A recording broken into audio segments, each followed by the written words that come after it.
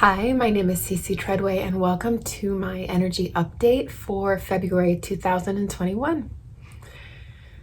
It's really good to be with you all through all of this, and that is kind of the whole point. I wanted to wait until the in-bulk energies had kind of ushered us through and out of the unconscious and into more of the conscious, into action. So the winter time is spent really opening up the space for guidance, as we talked about. And then we move into midwinter, the in-bulk time, which is the time that we start tending to our creativity and tending to the creations that that have been unconsciously stirring within us for the last several months. So they go through the dying process over the fall, and then there's kind of like that sweet baby time with spirit and the energies that come through in the winter time.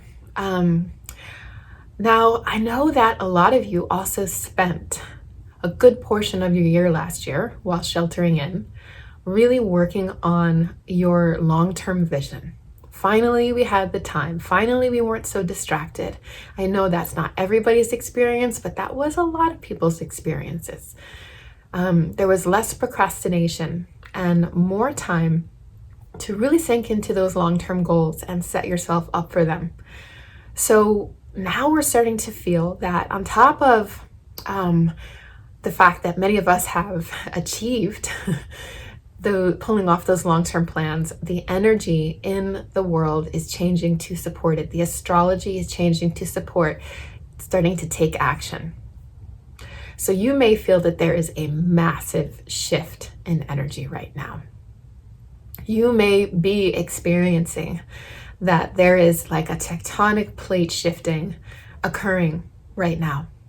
One of the beings that I work with a lot in my channeling work is Archangel Raziel. He started coming to me in the last few months, and it's been pretty epic working with him. I hadn't had an experience with him prior to that. I didn't really know about him before he just kind of appeared one day and said, hey, I want to come in and start teaching your creation activation classes. That's the monthly membership program that I run. So last night we had our channeling for the month.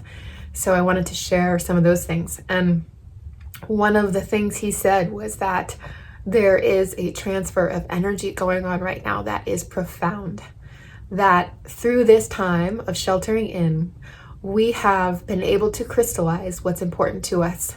And then in this time of movement and action that we're experiencing right now, even if we are still very sheltered in, that it's the time that people are saying, okay, you know what? I know what's important to me, so I am going to take action to support that. That could mean moving locations. That could mean shifting direction in your business. That could mean shifting relationships. It could mean like really just honoring who we are inside and going with it in any kind of capacity. And so that's what we are experiencing on a collective level. This is coming on the heels of almost an entire year of us being forced to go through the same thing every single day with everyone all year long. So no matter our circumstances in life, we were each asked to face the challenge that we've all been in this last year. And that commonality of struggle creates union. Now you may say, there's so many differences going on right now. How are we ever going to come together? And what Raziel said really clearly is that the reason why there's so much rebellion against coming together is because they're fighting against it. They're feeling it. They're feeling the fact that we are all one human race. And how do I identify myself within that when we're coming into a collective consciousness? So what slowing down and going through something together as a global village creates is a collective consciousness. It's a collective understanding. It's a, wow, no matter where you live or where you're coming from, you had to go through this too. You went through it in your way with your circumstances, but you still went through it, and so did I. And so every time we connect with somebody, we're able to acknowledge that common struggle. And that has brought a togetherness. And there was no other way for this to happen. In fact, this was the gentlest way that we could start experiencing ourselves as one human race. And so we're going to continue with learning how to be in a collective identity. And that can be very frightening. You know, we're seeing lots of push against, because the consciousness is getting to the place of, wow, we're all in this together. We want to take care of each other. And then there's like, that older like power over mentality that says, no, I will not take care of you. You got to lift yourself up. Even if the situation is impossible, the circumstances are impossible, it's all up to you. And there's some truth in that, right? Because our mental state is what creates our reality to a degree, right? But when we're operating in a collective consciousness, it's our collective state that is creating the reality. And our collective state, when it recognizes each other as brothers and sisters and human family, when we recognize that, we want to take care of people. We just do.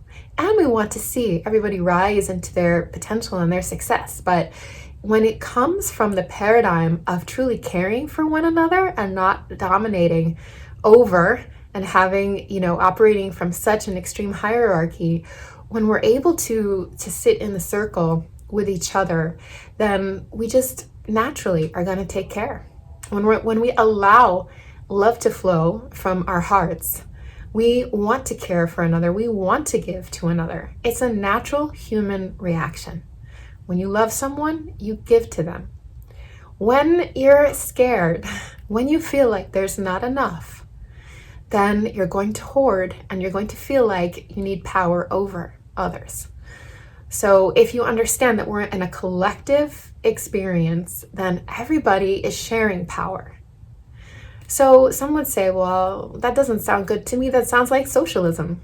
And in some ways they're correct. But if we approach what I just said with a power over mentality or scarcity mentality, then it's not going to work. It really only works when we're in a collective understanding of who we are, when we collectively remember who we are together, when humanity experiences itself as a divine human.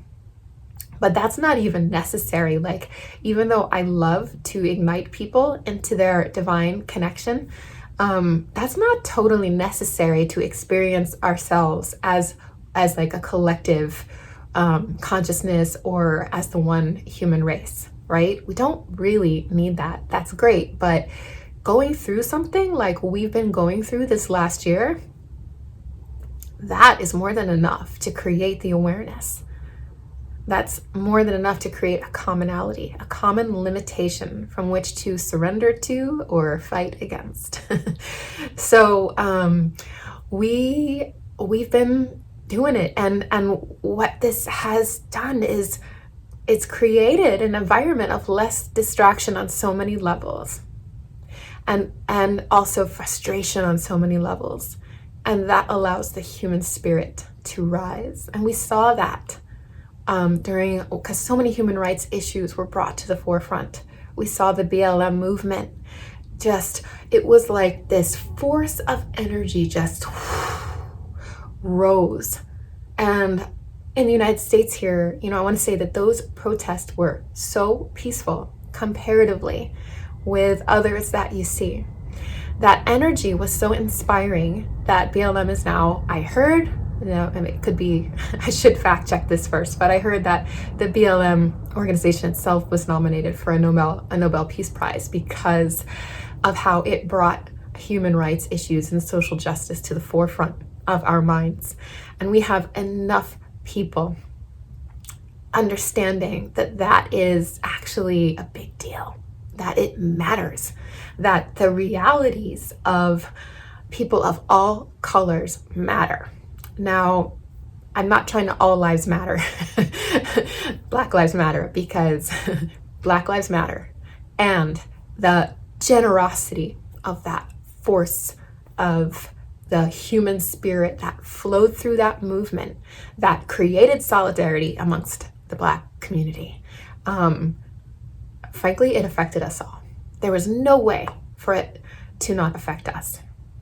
And so there's enough people now. We have crossed a threshold. We've crossed a threshold of consciousness. That means, and this is the other thing that Raziel was telling us, that means that the old school light workers who've been doing this for 30 years or whatever are graduating into the next set of missions right now.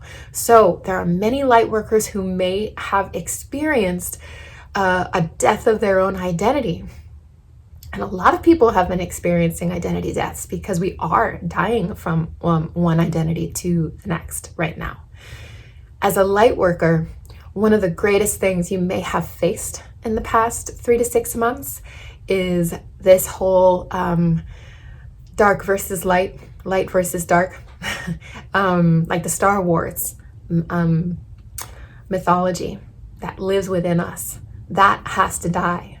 And so that battle inside may have been happening at a very subconscious level, or maybe a very exaggerated level, because we're moving into the next phase of experience as integrated light worker humans. Anyone who's on a light worker journey, you know, that word may trigger people who don't quite get it, but if you're on it, you know what that means. You know the mission that you came here to do. And what we are seeing in the last year is that that mission caught on. It caught on in the collective. And so that means there's more space to move to the next part of the mission, which is a kind of graduation from the extreme duality that was fueling some of that work. And so there may be a lot of light workers being like, well, I'm not like that. I've been in a unitive state. I'm in the 5th dimension, you know, all that kind of stuff. And that's true. You have been. But there's also been a part of your consciousness that had to operate more dualistically in order to navigate the reality that we were in. So there's enough consciousness now in coming together so that we can move on a bit. We can relax a bit. And that's how Raziel started the channeling. He said, you know, he was like lying down all relaxed, and he wanted us to get relaxed like that. I'm not feeling super relaxed right now. I'm on a tight schedule today. But the level of embodiment that true relaxation takes is pretty profound. And as there are so many of us who are really seasoned, we can come together, and in this reflection of each other and in the seeing of what we've all been through together separately, we can fully relax and have fun and start really living in and tending to the dream that was beyond the struggle, the dream of a sustainable and equal world, the dream of, for a lot of us, maybe really moving into these sustainable communities, the dream of getting to sit back and take care of our elders, the dream of feeling like we belong, because there's enough of us here who are saying the same thing we've been saying now for decades, and for, you know, the boomers and beyond, you've been saying it for a long time. So I actually just want to honor you for planting those seeds of, you know, consciousness, spiritual and social revolution that continues to ripple like waves through the generations, with each generation taking us to that next expression of it. I had been feeling, you know, pretty down in the fall, because personally I was getting walloped by a dying lightworker identity, among other things. But as we've been turning the corner here, and I could open to the future once more and open to what was coming in, my whole being started to light up with excitement, because in some ways there was no way to envision or to know how this was all going to unfold. We have a long way to go, but there's a lot of beautiful energies coming in to usher us forward into our dreams. You may find that your dreams right now are changing and shifting and moving into something you hadn't expected for yourself. Because as your new identity in this new world is birthing, your dreams and goals will change.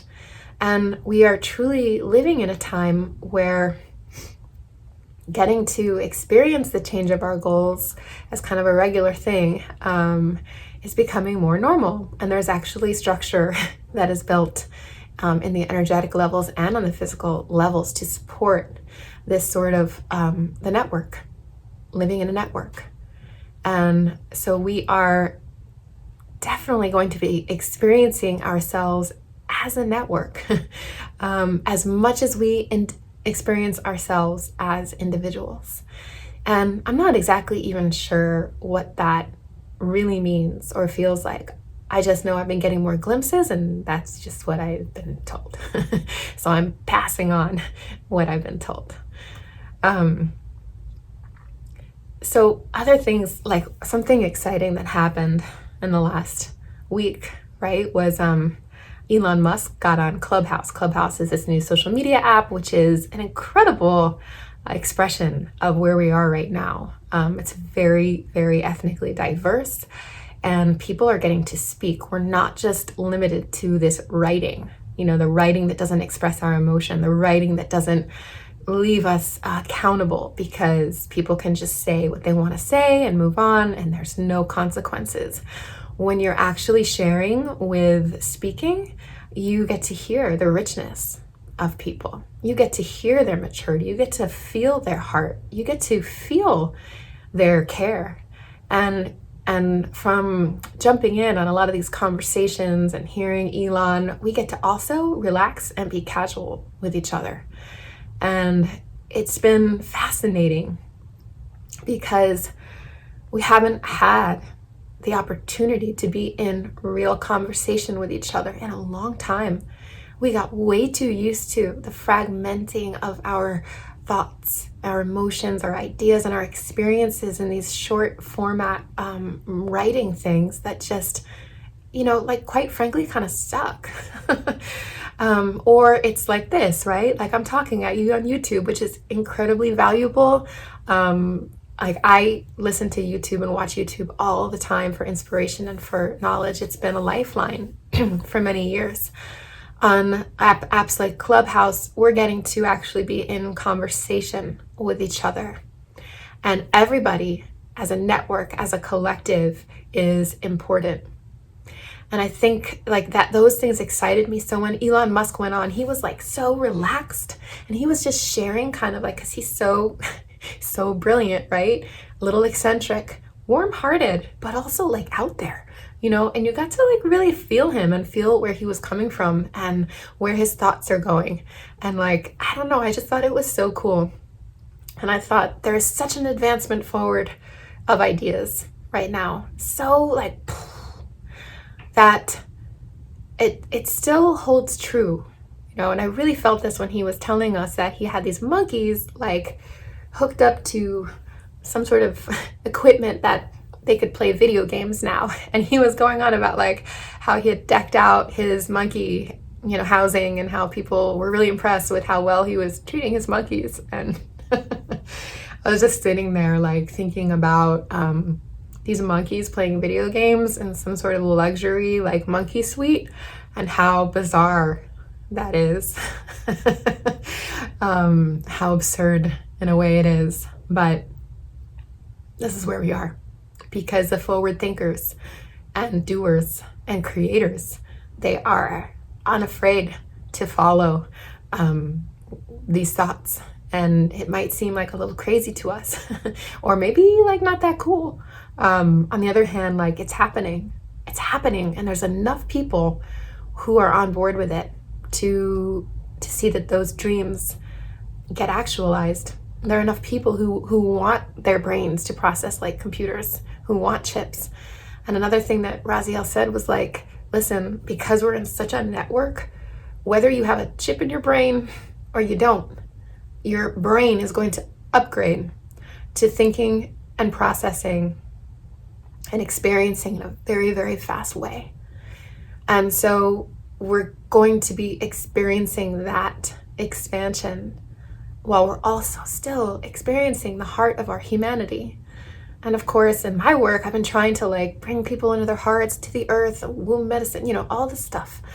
And it's more valuable than ever to continue to put life at the center, to continue to put our hearts at the center, to put our bodies as these amazing human natural vessels at the center. I'm still gonna say that, looking towards our indigenous people who are already in this paradigm, their culture's already there. Even with all of the devastation, genocide, and oppression, those codes and memories are closer, and some just still in it fully. And we've all had the experience in our genes and in our souls of that paradigm, maybe without as much technology. But we have the experience of living in a collective and of caring for each other and of caring for the earth. And so we're expanding, into more technology, universality. We're expanding more into a global village. But we need to continue to put life at the center. And so if there was one takeaway for this month, it would be to enjoy the expansion, because it's an Aquarius month. Enjoy the expansion, but continue to ground into the heart, into life, into what is natural, remembering what is natural and still abiding by Mother Earth's design. And so that continues to be more relevant than ever. And just to think about it, and within that, this is where we truly remember who we are as we're evolving. And that was the final message that he left us. That was so profound to me, that we really are here to remember who we are together. And that's that graduation for the light workers who are moving into this new paradigm more, really being with each other and remembering who we are together, gazing upon each other with these memories intact of the sacredness of our human heart, our human spirit, and our human soul. No matter how much we evolve or how wacky we get in our movements forward, that this deep remembering as we connect to each other is really, really at the center. So those are my messages for February, and I hope you have a beautiful month. As always, I would love to have you in my monthly membership group. So all the links for everything I do are below: private sessions, channeling sessions, learning to channel. And in my monthly group, we really connect in together and we get messages from the guides and we move into a creative space sometimes, and we just really are there to love and remember each other. So I hope you'll consider joining us. Have a wonderful, wonderful day.